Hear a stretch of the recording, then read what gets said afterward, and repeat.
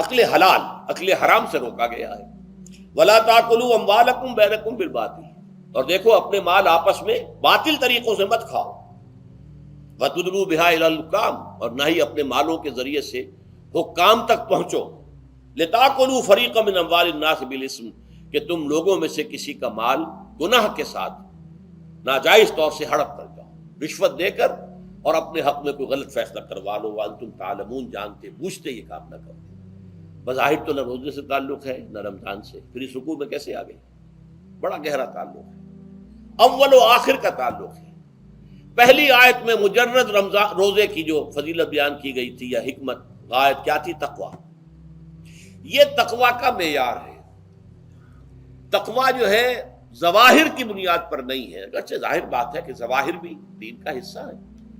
حضور کسی وضع قطع اختیار کرنا یقیناً ایک نیکی کا کام ہے، ہر چیز میں حضور کے نقش قدم پر چلنا، لیکن یہ ظواہر پر نہیں ہے تقویٰ۔ تقویٰ دل میں ہو، التقویٰ ہا ہونا، التقویٰ ہا ہونا، التقویٰ ہا۔ 3 مرتبہ حضور نے اپنے سینہ مبارک اور قلب مبارک کی طرف اشارہ کر کے فرمایا تقویٰ یہاں ہوتا ہے، تقویٰ یہاں، جب یہاں ہوگا تو پورے وجود میں سرایت کر جائے گا۔ لیکن اس میں اہم ترین بات کیا ہے؟ عقل حلال، جو مشکل ترین کام ہے۔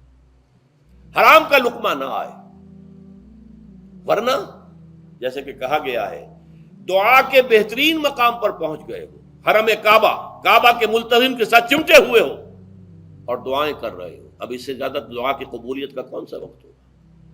یا آپ کھڑے ہو گئے جبل رحمت کے اوپر سب سے اونچے مقام پر جا کر، اور آپ نے 2 گھنٹے سے ہاتھ اٹھائے ہوئے ہیں، اللہ اے اللہ یا رب یا رب، لیکن حضور نے فرمایا کہ ایسے بہت سے لوگ ہیں، رجل یطیل السفر اشخص اغبرا، ایک شخص ہے سفر کی وجہ سے بہت لمبا سفر کر کے دربادا تھکا بادا ہے، اور اس کا وہ احرام جو ہے وہ بھی میلا کچیلا ہو چکا ہے۔ ظاہر بات ہے آج کی بات نہیں ہو رہی ہے، جبکہ آپ 4 گھنٹے میں تو پہنچ گئے جدہ، اور پھر 2 گھنٹے میں مکہ پہنچ گئے، اور جا کر 2 گھنٹے میں آپ نے جو ہے عمرہ کیا اور بات چھٹی، احرام کھل گیا۔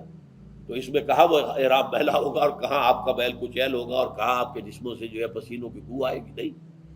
لیکن جو یہ سب کرتے تھے اور پھر کعبے سے ملتزم سے چمٹ کر دعا کرتے تھے، یا رب یا رب، یمد یدیہ الی السماء، وہ ہاتھ اٹھاتا ہے آسمان کی طرف، یا رب یا رب، وَأَنَّىٰ يُسْتَجَابُ لِذَٰلِكَ، اور اس شخص کی دعا کیسے قبول ہو؟ وَمَطْعَمُهُ حَرَامٌ، اس کے پیٹ میں جو غذا پڑی ہوئی ہے وہ حرام سے ہے۔ مَلْبَسُهُ حَرَامٌ، اس کا لباس جو اس نے پہنا ہوا ہے چاہے وہ احرام ہی ہے، وہ حرام کے پیسے سے کمایا گیا تھا۔